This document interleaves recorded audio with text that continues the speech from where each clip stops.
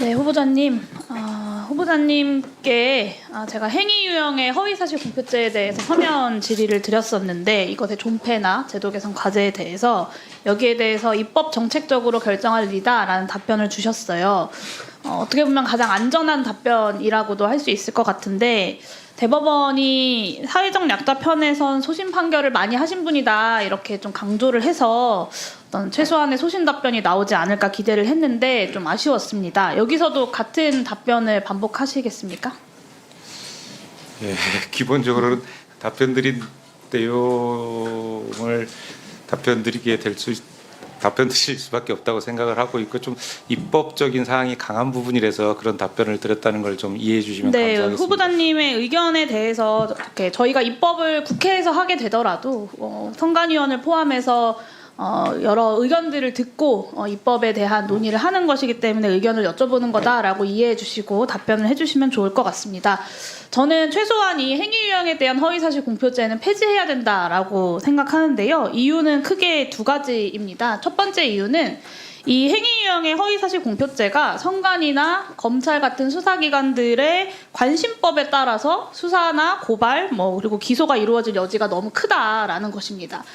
예를 들면 지난 대선에서 내란 수괴 혐의로 지금 구속되어 있는 윤석열 대통령이 TV 토론에 나와서 이렇게 말했습니다. 2010년에 제가 결혼하기 전에 이 양반이 골드만삭스 출신이라고 해서 한 4달 정도 맡겼는데 손실이 났다. 손실을 봐서 저희 집사람은 거기서 안 되겠다 해서 돈을 빼고 그 사람하고는 절연을 했다. 이렇게 이야기를 했어요. 근데 검찰이 재판 과정에서 제출한 그 한국거래소 자료를 보면 김건희 13억 9천만 원, 최은순 9억 원 합쳐서 김건희 여사의 모녀가 23억을 번 것으로 드러났습니다. 그 다음에 이 김건희 씨가 이 씨와 절연을 했다라는 것도 거짓임을 밝히는 녹취록이 재판 과정에서 드러나기도 했습니다. 물론 이제 자본주의 체제의 근간을 흔드는 이런 주가 조작 사건에 대해서는 당연히 수사와 기소, 처벌이 필요하지만 윤석열 대통령 당시 후보의 이 발언을 가지고 그럼 허위사실 공표죄로 처벌을 해야 하느냐에 있어서는 저는 그러기는 어렵다라고 생각합니다. 이유가 뭐냐면 윤석열 후보자가 배우자 김건희의 거짓말을 철석같이 믿었을 일말의 가능성을 배제하기가 어려운데 그것을 입증하기가 어렵기 때문입니다. 사실 대부분의 형사범죄에서는 고의를 필수적인 구성 요건으로 한다고 알고 있는데 이 거짓 발언에 적용되는 행위 유형 허위사실 공표죄는 이 고의성을 입증하는 것이 너무나 어렵고 사실상 불가능합니다.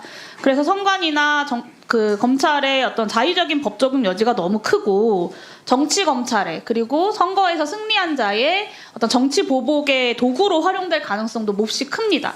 저는 그래서 이 행위 유형의 허위사실 공표죄에 이런 심각한 문제들이 있다고 생각하고 제도 개선이 필요하다고 생각하시는데 동의하시나요? 예, 그 점에는 동의합니다. 네. 이 두 번째 이유는요. 그 대통령 선거에서 법 적용을 놓고 당선자와 낙선자 사이에 발생하는 심각한 불공정 때문입니다. 후보자 윤석열도 이 발언으로 허위사실 공표죄로 고발은 됐습니다만 불소추 특권 때문에 기소와 재판은커녕 사실 수사도 이루어지지 않고 있는 상황이고 불소추 특권이 아니더라도 대통령에게 허위사실 공표죄를 적용한다 검찰이 수사기관이라고 하는 건 사실 정치적으로 불가능한 일이죠. 그런 이 선거법 위반자를 처벌하는 중대한 이유라고 하는 건 크게 부정한 방법으로 당선된 사람의 당선을 무효로 하자는 것인데 막상 대통령 선거에서 당선된 사람은 법 적용이 불가능하고 낙선한 이재명 대표에게는 특정인을 몰랐다고 한 발언 그리고 전체 일행 중에 의도적으로 일부만 캡처해서 공개한 국민의힘의 사진에 대해서 조작됐다라고 한 발언에 대해서 문제를 삼고 고의성을 객관적으로 입증하기 어렵고 불가능한 이 발언들을 문제 삼아서 수사하고 기소하고 유죄까지 선고하는 이게 과연 우리가 선거법을 통해서 달성하려고 하는 그 정의를 실현할 수 있을까? 저는 그렇지 않다고 봅니다. 오늘 그 제도 개선의 필요성에 공감을 해주셨기 때문에 위원으로 취임하셔서 선관위 차원에서 이 허위사실 공표죄의 제도 개선책에 대해서 좀 고민을 하고 대책을 마련해 주시기를 요청드립니다. 그렇게 하시겠습니까? 예, 그렇게 하도록 하겠습니다. 네. 그리고 이 여론조사 관련돼서 한 가지 좀 여쭤보려고 하는데요. 선관위의 선거 여론조사 기준은 주관적 판단이나 편견이 개입된 어휘나 표현, 특정 정당 또는 후보자에 관한 허위 사실, 긍정적, 부정적 이미지를 유발하는 내용을 금지하고 있습니다. 화면 한번 봐주시면요. 윤석열 대통령 체포영장에 대한 불법 논란에도 불구하고 공수처가 현직 대통령을 강제 연행하는 것에 대해 어떻게 생각하는가? 이재명 조국 범죄 세력 심판 주장에 공감하는가? 그리고 이재명 대표의 검찰 기소 사실을 반복하는 문항들까지 이런 문항들이 여론조사의 신뢰성과 객관성을 담보할 수 있다라고 보십니까, 후보자께서는? 지금 뭐 이걸 놓고 제가 지금 구체적으로 어떤 말씀을 드리기는 쉽지는 않은 것 같습니다. 근데 어쨌든 여론조사 결과가 선거에 미치는 영향이 상당하다고 생각을 하기 때문에 그 공정한 여론조사가 굉장히 중요하다는 점에는 저도 동의하고 있습니다. 네, 여기 보시면 후보자께서 또 이렇게 애매하게 답변을 주셨는데 불법 논란이라고 하는 한쪽의 논란만 반영해서 질문을 하고 있어요.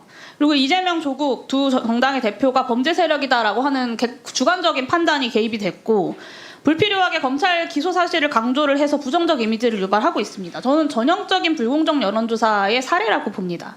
근데 중앙선관위에서 이런 문항으로 여론조사를 한 여론조사 업체 코프라에 대한 이의 신청을 기각했습니다. 이렇게 신뢰성과 객관성을 침해하는 문항으로 보수 과표집을 유도하고 있는 행위에 대해서 선관위가 최소한의 시정 조치조차 하지 않은 겁니다.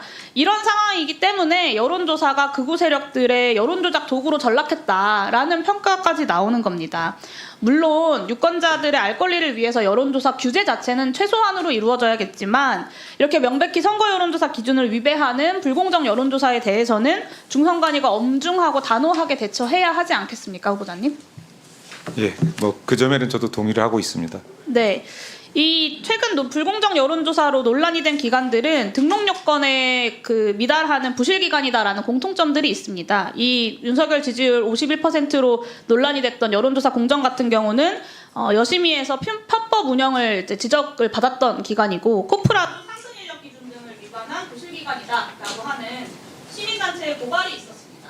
이런 부실한 여론조사 기관들을 계속 방치하면 제2, 제3의 명태균 게이트가 발생할 겁니다. 명태균 씨 같은 경우는 전문 분석 인력을 한 명도 갖추지 않고 미등록 여론조사 업체를 운영을 했고 수차례 벌금형과 권고 처분을 받고서도 계속 그 여론조작을 시도를 했습니다. 그러니까 선관위가 등록 요건을 제대로 점검하지 않고 등록 취소와 관련된 규제들을 강화하지 않았기 때문에 여론조작 범죄들이 반복돼 왔다라고 평가할 수밖에 없을 것 같습니다.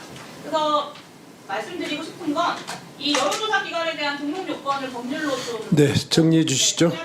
법률로 명문화하고 기관들에 대한 상시적 점검을 진행할 필요가 있다라고 보고요. 이 등록 취소된 기관에 대한 영업 정지나 혹은 재취업 금지 같은 규제 강화도 같이 진행이 되어야 되겠다라고 생각하는데요. 여기에 대해서 후보자 입장 부탁드립니다. 위원님께서 지적하신 내용은 유념하고 그 부분에 대해서도 세심히 살펴보도록 하겠습니다. 네.